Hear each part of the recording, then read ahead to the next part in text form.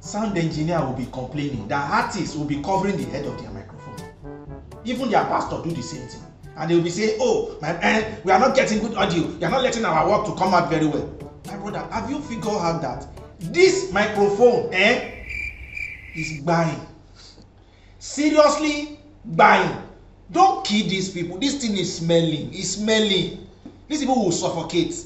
Let be poor breathe. Mr. Sound Engineer, do you know this thing? This thing. Try and be washing it. Don't kill the man of God. Is it until the man faints? Don't suffocate the man. Let the man breathe. We have that responsibility.